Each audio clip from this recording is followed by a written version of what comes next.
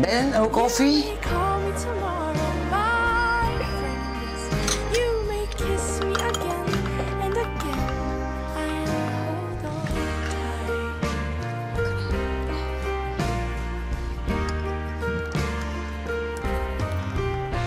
Hij had een advertentie gezet en ik heb erop gereageerd. Ik had er wel meer eens een gezet en dat was altijd niks. Het viel altijd, er kwam er wel eens een op, maar niks naar mijn zin. En toen heb ik de derde advertentie gezet en ik zei, ja, 3 maal is scheepsrecht. Tot op een gegeven moment, 14 dagen later, komt er een briefje binnen. En van, ik denk 6 of 8 regels, meer was het niet. En ik denk, nou, ik zal eens bellen. Zo'n telefoonnummer bij, je weet nooit. Ik zal eens bellen, dat heb ik gedaan. En van het ene bellen kwam het andere bellen. En toen was het brieven schrijven. En foto's sturen. Ik heb wel een beetje last van kriebels, ja. Ja, echt? Had je dat? Nou weer? Dat zijn lange kriebels. Want waar hing je met hoor? Nou, hoe lang dat hij weduwnaar was, hoe lang dat ik weduwe was. En over het geloof. Ze zijn beide katholiek. Zoals je in het leven staat en hoeveel kinderen dat je hebt en kleinkinderen. Nou ja, goed. Je leven een beetje vertellen, hè? Oh,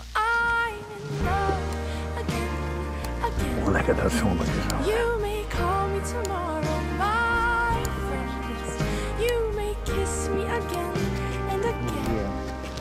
Die kleurloos. Het is net dat er weer groen aankomt, hè? Ja, ja.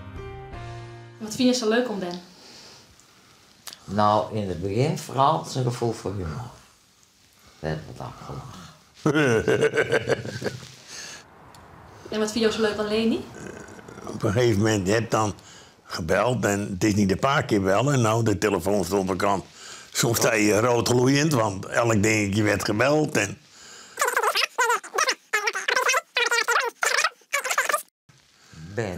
Ben, wat vind je zo leuk aan mij? Wat ik zo leuk aan jou vind? Ja, dat was de vraag.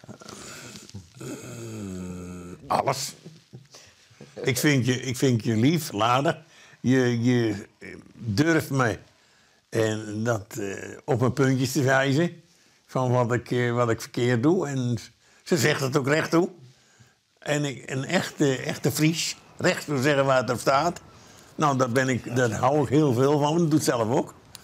Maar je hebt een latrelatie, maar wel in Friesland en Brabant. Dus die afstand is wel grut.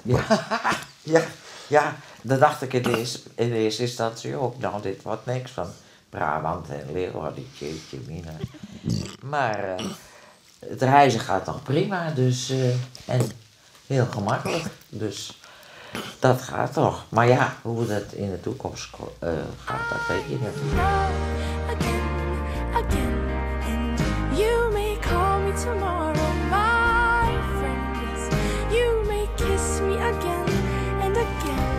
Getting you. En zullen je hem nog trouwen? Nee. Nee, ik moet even lachen van... Ik denk aan een moment dat... Toen zei hij tegen mij...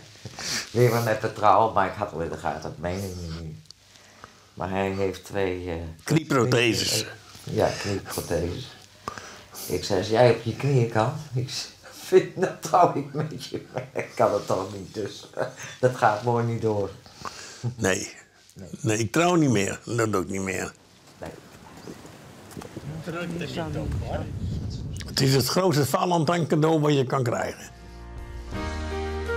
Echt.